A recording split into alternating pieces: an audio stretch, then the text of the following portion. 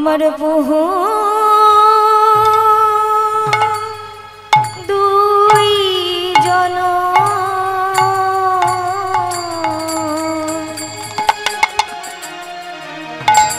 নিতায় গৌর চন্দ্র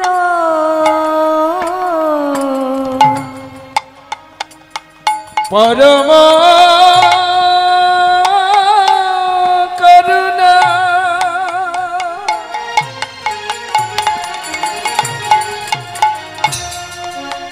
বহু দুই জন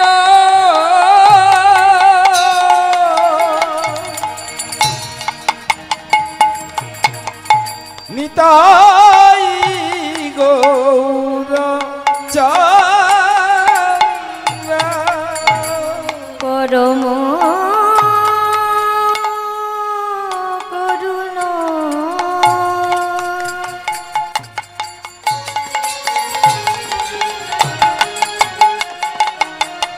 বহু দুই জন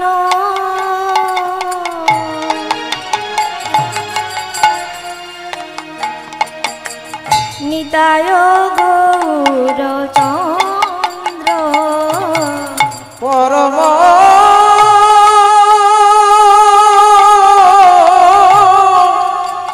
করুণ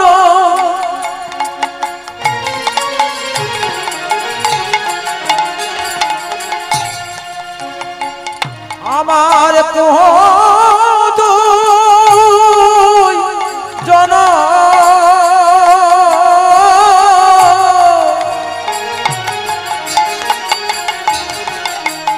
নিতাই গৌর চন্দ্র সবই অবতার সারশিরোমণি সবই অবতার সারশিরোমণি সবই অবতার গৌর হরি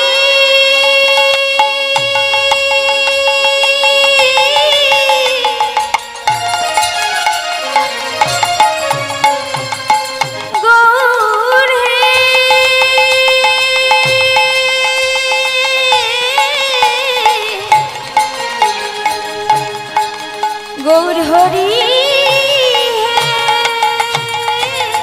সবই অবতার সারশিরোমণি সবই অবতার সারশিরোমণি কেবল আনন্দ কন্দ কেবল আনন্দ কন্দ সবই অবতার সারশিরোমণি সবই অবতার সারশিরোমণি কেবলই আনন্দ স্কন্দ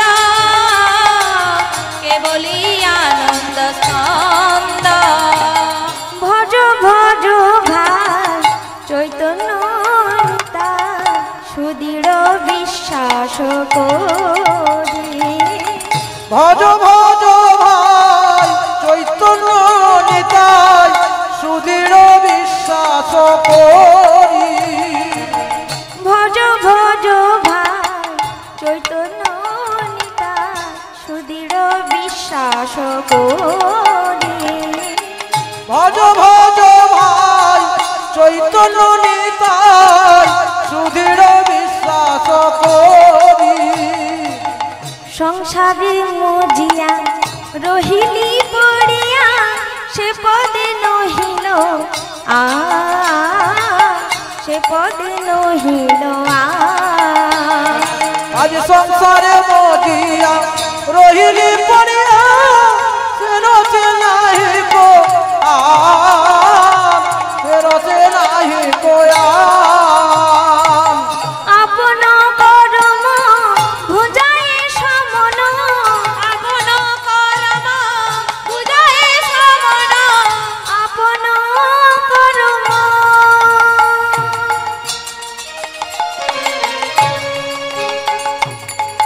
ভুজায় সমন আপন করম ভুজায় সমন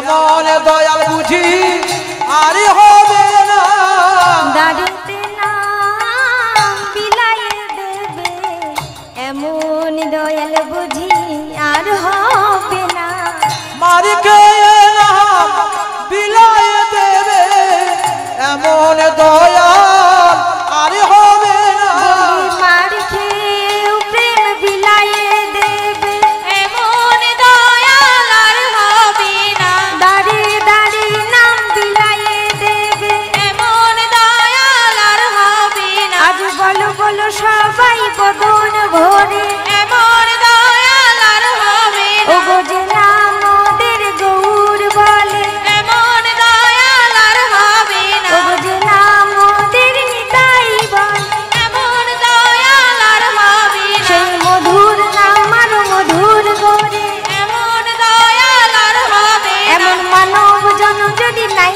বা হয় রে এমন দয়াল আর হবে না তাই বলে না সবাই বদন ভরে নিতাই বলো সবাই বদন ভরে এমন দয়াল আর হবে না বলো সবাই বদন ভরে এমন দয়াল আর হবে না এমন দয়াল আর হবে না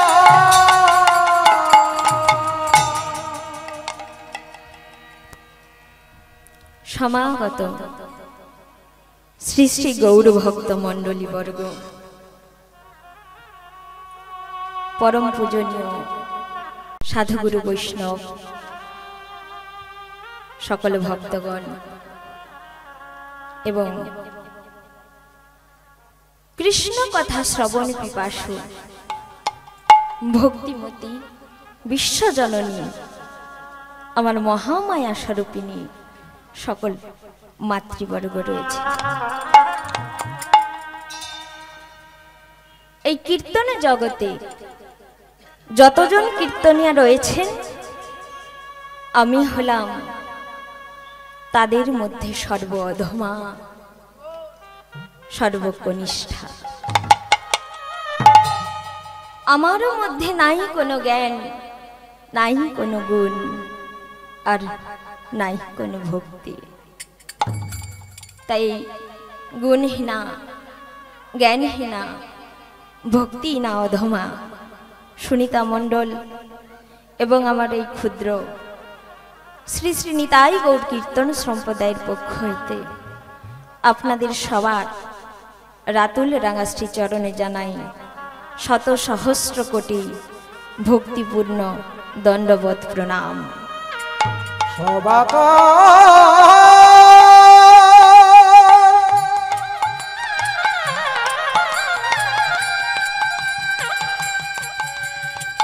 সবাকার চর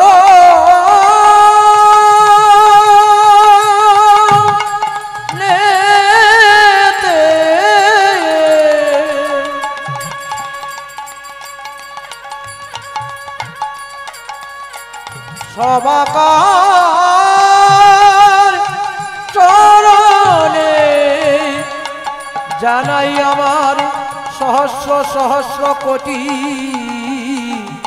প্রণাম।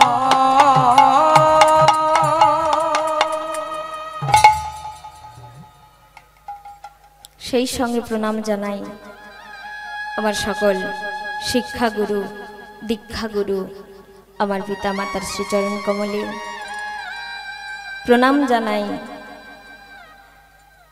কালী মায়ের শ্রীচরণে প্রণাম জানাই মনসা মাতার শ্রীচরণে এবং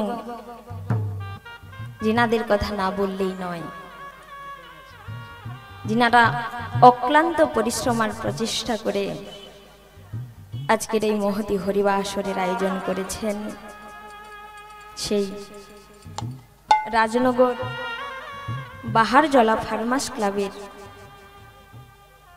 যত বাবারা দাদারা রয়েছেন তাদের সবার চরণে জানাই এই অধমার প্রণাম। তোমাগো গুরুদেবের বদন হাতে শ্রবণ করেছিলাম, ভক্ত কৃপা হলেই নাকি সবই কিছু সম্ভব। আপনারা হলেন সেই সাধুগুরু বৈষ্ণব সেই ভক্তমণ্ডলী। তাই আপনারা এই কমিটির বাবাদের দাদাদের কৃপা করুন, আশীর্বাদ করুন, যেন ওনাদের সর্বদাই কৃষ্ণ পদে মতি রয়। এই ভক্তির পদ অবলম্বন করে ভজন সাধন করে ওনারা সকলেই যেন অন্তিমে গোবিন্দের শ্রীচরণ যুগল লাভ করিতে পারেন। তাই গৌর প্রেমানন্দে হরি হরি বল, হরি বল, হরি বল, হরি বল। তো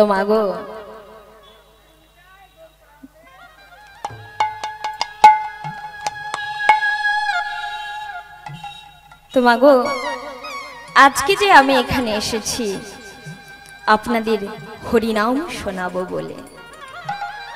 এই নাম সম্পর্কে আমি কতটুকুই কি বা জানি,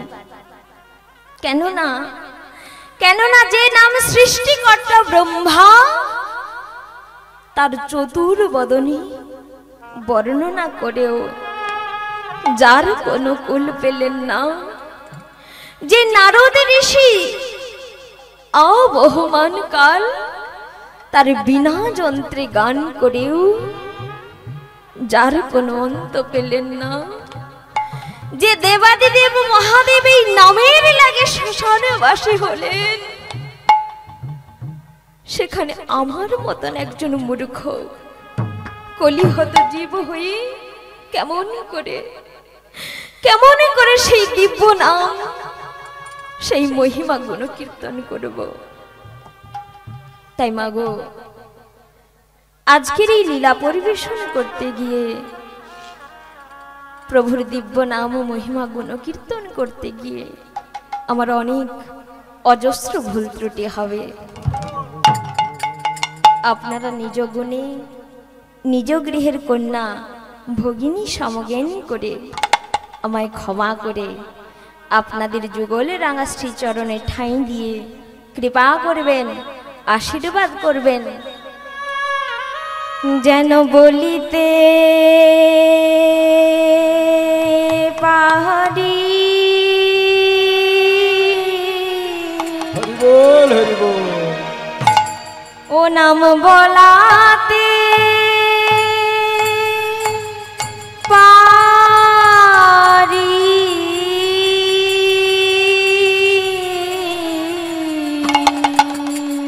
ও না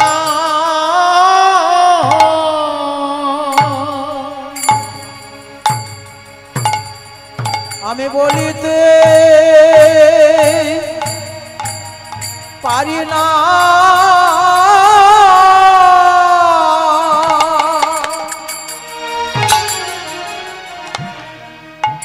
ও নামে বলাতে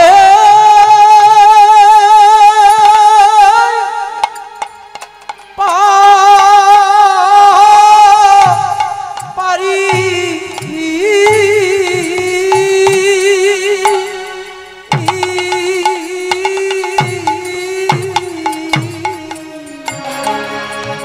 যেন বলিতে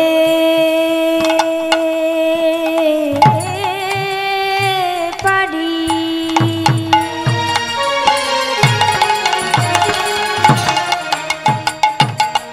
ও নাম বলাতে পারি,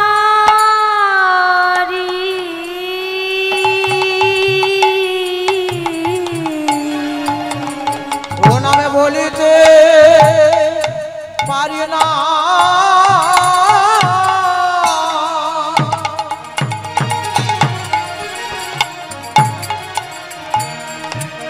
ও নামে বলিতে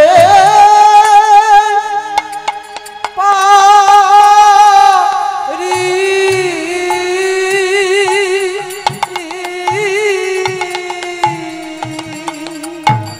যেন বদন ভরে না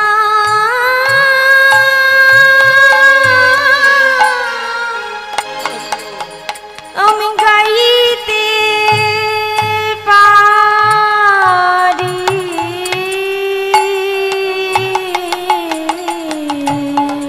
নামে বলিতে পারি না, আজ বলাতে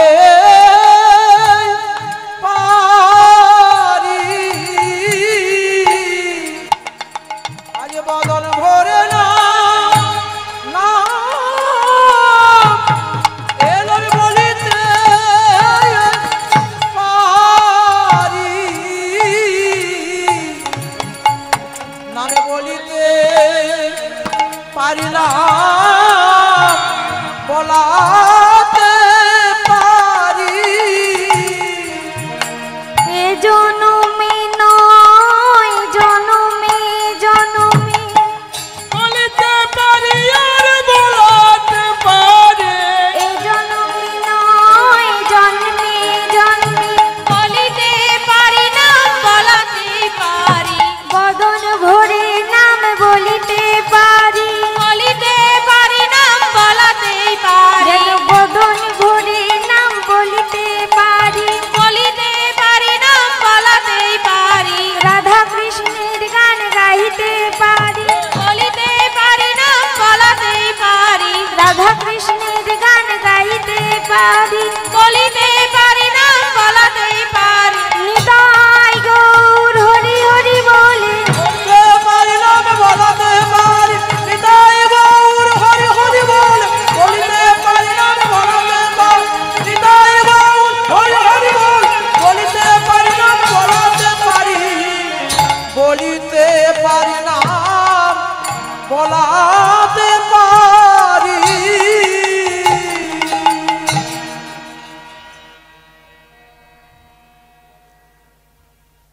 ব্রহ্ম সংহিতায় বলা হয়েছে ঈশ্বর পরম কৃষ্ণ সচ্চিদানন্দ বিগ্রহ অনাদির আদি গোবিন্দ সর্বকারণ কারণ। কি বললেন মাগো? বললেন ঈশ্বর হলেন পরমেশ্বর ভগবান শ্রীকৃষ্ণ, যিনি আবার গোবিন্দ নামেও পরিচিত। তার রূপটা কেমন? সৎ চিত আনন্দময়, যিনি সকলে কিছুর উৎস কিন্তু তাহারও কোনো উৎস নাই, কারণ তিনি হলেন সর্বকারণের পরম কারণ। হরি বল হরি বল হরি বল। তো মাগো, সেই পরমেশ্বর ভগবান শ্রীকৃষ্ণ এই কলিযুগে এলেন ভক্ত হয়ে। তো যিনি ভগবান তিনি এই কলিযুগে ভক্ত হয়ে এলেন কেন? আমরা সকলেই জানি কেন এলেন। এই কলি পাপী তাপীকে তরাবার লাগে। কিন্তু মাগো, পাপী তাপী কি শুধু এই কলিযুগে রয়েছে? অন্যান্য যুগে ছিল না? ছিল। আর ছিলেন বলেই তো প্রভু যুগে যুগে বারে বারে বিভিন্ন অবতার হয়ে এই ধরাধামে এসেছেন। কিন্তু শুধুমাত্র এই কলিযুগে তিনি এলেন ভক্ত হয়ে। তো কেন মাগো? না, কারণ প্রভু চিন্তা করে দেখলেন। কি চিন্তা করলেন মা? সত্যযুগে কি হতো? দেবতা আর দানব আলাদা আলাদা লোকে বসবাস করত। আর এই দানবেরা অর্থাৎ অসুরগণ দেবতাদের উপরে বলিয়ান হয়ে স্বর্গ মর্ত পাতাল তৈলোক্য বিজয়ী করে যত দেবদেবী পশু পক্ষী নরনারী রয়েছেন সবার ওপর অকথ্য অত্যাচার করতে। আর তখন প্রভু এই ধরাধামে এসে সেই অধর্মীদের বিনাশ করে পুনরায় ধর্ম স্থাপনা করতেন। তারপরে এলো কোন যুগ মা? ত্রেতা যুগ। এই ত্রেতা যুগে কি হলো? দেবতা আর দানব আলাদা আলাদা লোকে নয়, একই লোকে বসবাস করলেন। কোথায়? এই মর্তলোকে। কেমন করে? একদিকে আমার মর্যাদা পুরুষোত্তম প্রভু রামচন্দ্র, আর অন্যদিকে রাক্ষস রাজ লঙ্কেশ্বর রাবণ। যার কারণে ওই অধর্মীকে অহংকারী রাবণীকে বিনাশ করবার জন্য প্রভু এলেন এবং বিনাশ করে পুনরায় ধর্ম স্থাপনা করলেন। দাপর যুগে কি হলো মা? দেবতা আর দানব শুধু একই লোকে নয়, একই পরিবারে বসবাস করতে শুরু করলেন। কোথায়? কেমন করে? একদিকে আমার প্রভু কৃষ্ণচন্দ্র, অন্যদিকে তার আপন মামাশ্রী অধর্মী দুরাচারী কংস, আবার অন্যদিকে দৈব গুণ সম্পন্ন পঞ্চপাণ্ডব আর আসরিক গুণ সম্পন্ন শত কৌরবগণ, যার কারণে পুনরায় ধর্ম স্থাপনা করবার জন্য কুরুক্ষেত্রের মতো মহাধর্মযুদ্ধ হয়েছিল।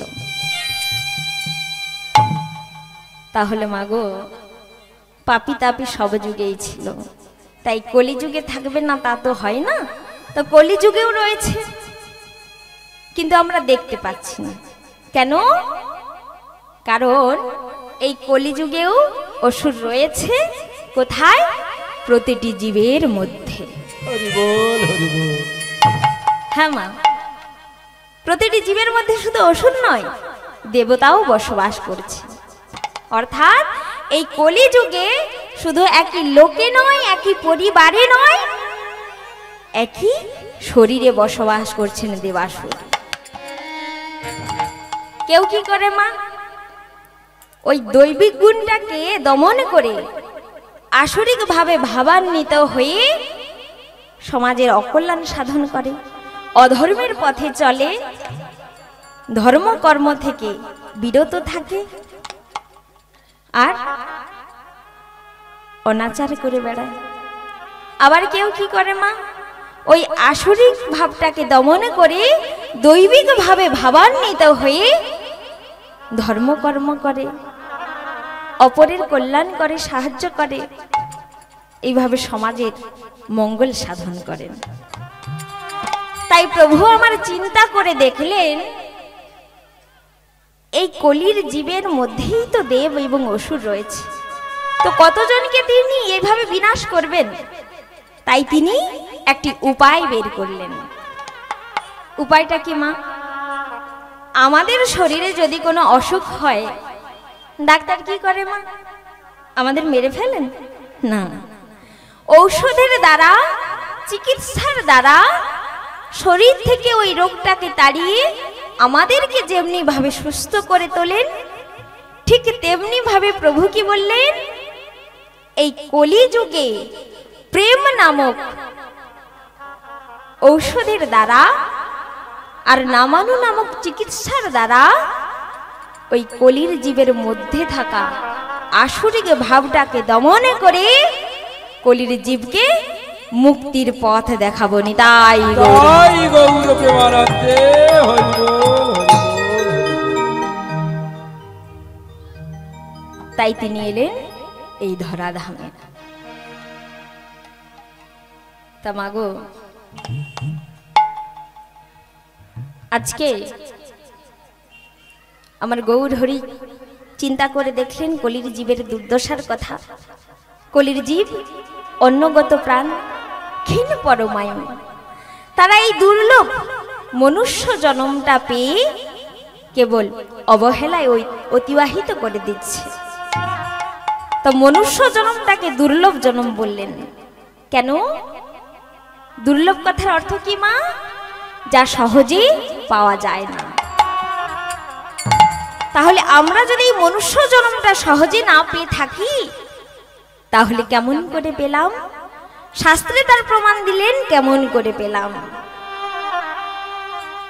স্থাবর লক্ষ্য বিংশতাং জলজ নবলক্ষকাং কৃমিনাং রুদ্র লক্ষঞ্চ 10 লক্ষঞ্চ অন্ডজাং পশুনাং 30 লক্ষঞ্চ আর 4 লক্ষঞ্চ মানবা। হরি বল, হরি বল। শাস্ত্র কি বললেন মা? দেখুন, আমরা এই মনুষ্য জন্মটা এত সহজে পাইনি। এই মনুষ্য জন্মটা পাওয়ার আগে আরো 80 লক্ষ বার আমাদের জন্ম হয়েছে, আবার মৃত্যু হয়েছে। প্রথমেই বললেন স্থাবর লক্ষ্য বিংশতাং, অর্থাৎ 20 লক্ষ বার আমরা বৃক্ষ রূপে, গাছপালা রূপে জন্ম নিয়েছি। কখনো আম গাছ হয়েছি, জাম গাছ হয়েছি, বট গাছ, অশ্বত্থ গাছ হয়েছে। তাহলে ওই বৃক্ষজনি থেকে আমরা মুক্তি পেলাম কবে? না যেদিন আমরা তুলসী বৃক্ষ হয়ে জন্ম নিলাম।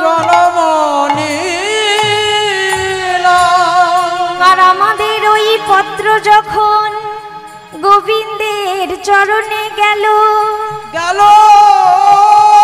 আমাদের ওই কাষ্টের মালা যখন সাধু গুরু বৈষ্ণবদের ভক্তদের কণ্ঠে স্থান পেল, পেল সেদিন আমাদের ওই বৃক্ষজনি থেকে মুক্তি হলো।